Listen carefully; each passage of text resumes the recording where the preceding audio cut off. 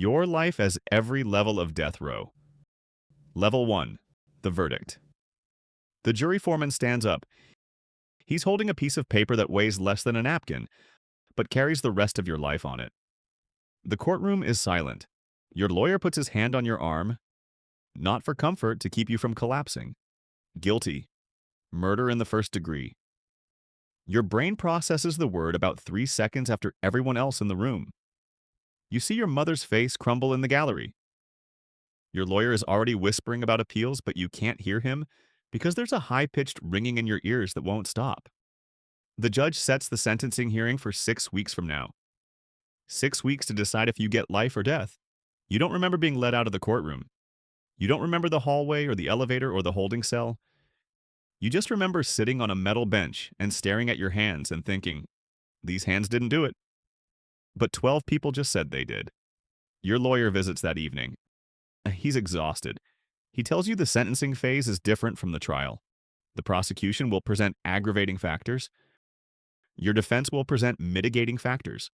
Your childhood, your mental health, character witnesses, anything that makes you human enough that 12 strangers might let you live.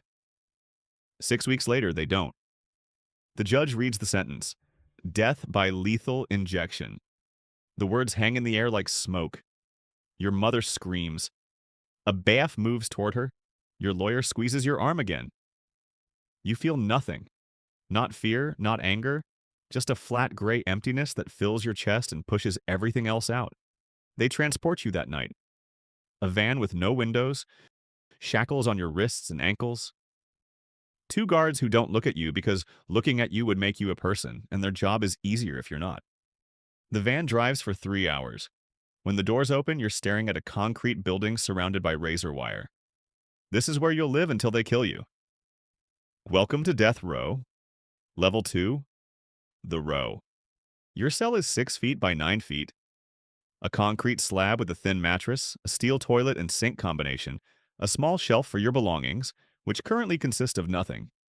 The lights are controlled from outside. The door is solid steel with a slot for food trays and a window the size of a paperback book.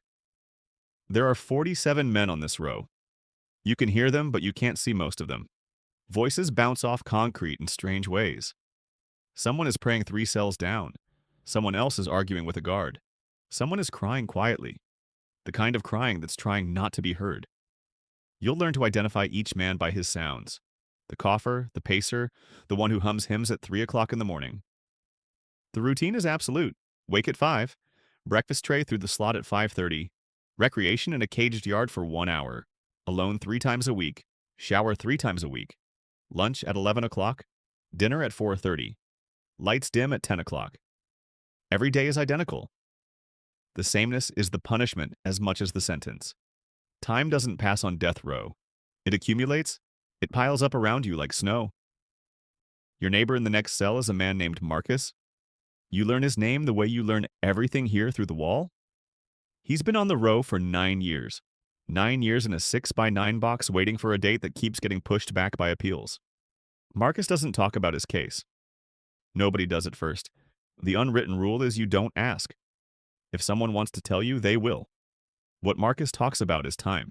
How to structure it. How to survive it. He tells you to get a routine and protect it like your life depends on it, because it does. Read in the morning. Write letters in the afternoon. Exercise during rec. Never skip a day. The routine is the only thing between you and the abyss. He tells you the first year is the hardest. Not because of the fear, because of the hope.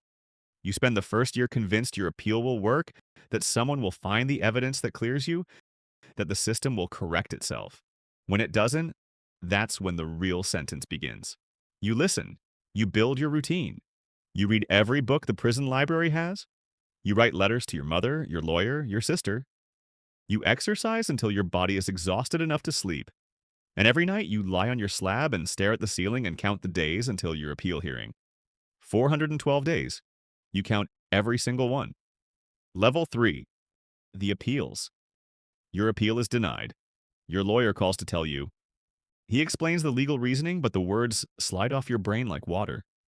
Something about procedural bars and insufficient evidence of constitutional violation. What it means in plain language is the system looked at your case and decided it didn't make a mistake. You hang up the phone and walk back to your cell. Marcus hears your footsteps and knows immediately. He doesn't say anything for a long time. Then he taps the wall once. Just once, I'm here. You tap back. The next appeal takes 14 months. Different court, different argument, same result. Denied. Your lawyer files another. Denied, another denied.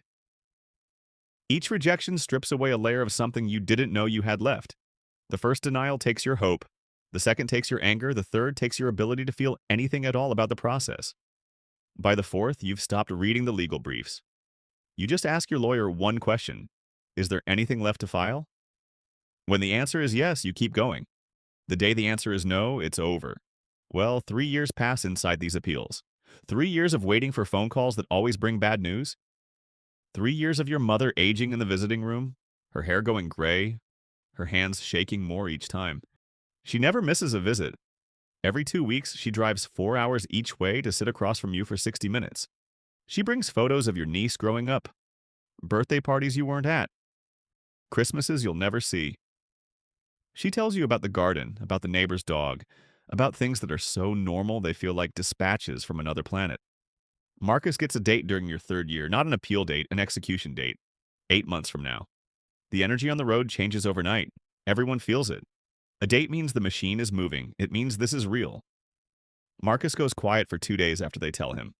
Then he starts talking more than ever. He tells you about his daughter. She was 6 when he came in. She's 15 now. She visited once 3 years ago. You see your mother in the front row. She's holding your sister's hand. The warden asks if you have any final words. You look through the glass at your mother. You want to tell her you're sorry, not for what they said you did. For the years she spent driving 4 hours every 2 weeks. For the hope you let her carry when you knew there was none left. For the garden she kept planting because it was the only thing she could still grow. But what comes out is simpler. You tell her you love her. You tell her the tomatoes will be good this year. They strap you down. The needle goes in. The chaplain is reading something, but you can't hear him anymore. The room is getting quieter, softer. Your mother's face is the last thing you see. She's not crying. She's just looking at you, holding you with her eyes the way she held you the day you were born. The ceiling above you is white and flat and infinite. And then there's nothing. In the front row, your mother is still holding your sister's hand. She doesn't move. She doesn't cry. She just sits there looking at the empty gurney, thinking about tomatoes.